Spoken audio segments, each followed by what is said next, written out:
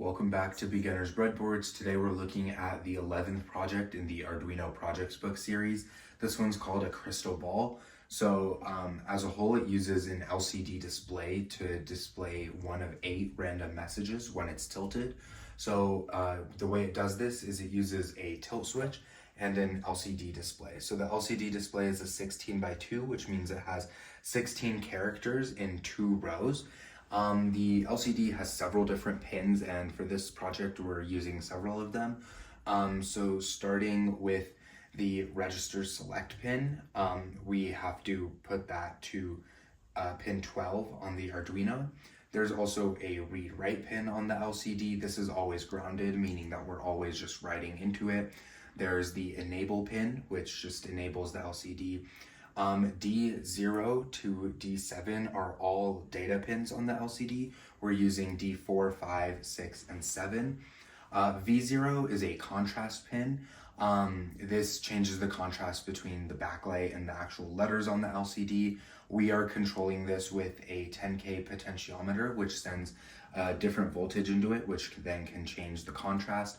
The LED plus and LED minus pins are for powering the backlight on the LCD, and those are all the pins on the LCD. The tilt switch is connected right here, and it's normally high, and when it's tilted it goes to 0, and the Arduino on pin 6 detects that, and once that happens the LCD will display one of 8 random messages.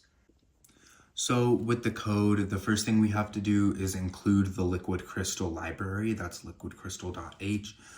Here we're declaring what pins on the Arduino we're using for the LCD. We also have some integers here with switchState, prevSwitchState, which is in regards to the tilt sensor, as well as the switch pin. So we start by making the LCD start using the LCD library and saying that the switch pin is an input. The LCD will print ask the crystal ball on it on 2 lines. So ask the is on the first line and then crystal ball is on the second line. We move between the lines by using the setCursor function within the LCD library. So this code will digital read the switch pin, which is the tilt sensor. And if the switch state does not equal the previous switch state, and if that switch state is low, we're using a random function here, which will pick one of these 8 cases and display it randomly. And it'll print that on the LCD with the statement the ball says. So it can print one of these 8 cases that's here. It'll display that for 4 seconds, and then afterwards it will just go back to saying ask the crystal ball, and then it'll state that the previous switch state is equal to the switch state, which allows the program to run again. This else statement is something we added, and it's a change from the actual Arduino book.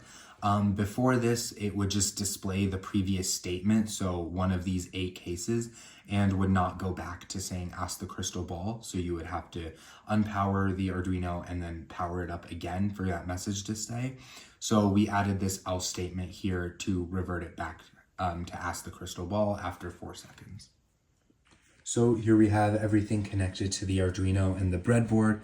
This right here is the tilt switch, and this is the potentiometer that will change the contrast. So we can show that working. If we move the potentiometer, we can see the text almost goes away here. Increasing the contrast, it goes to white. And so currently it's displaying ask the crystal ball. When the entire thing is tilted, it'll give a message. So the ball says certainly, and then it'll revert back to saying ask the crystal ball after 4 seconds. So you can continue to tilt it and it'll provide one of the 8 random responses.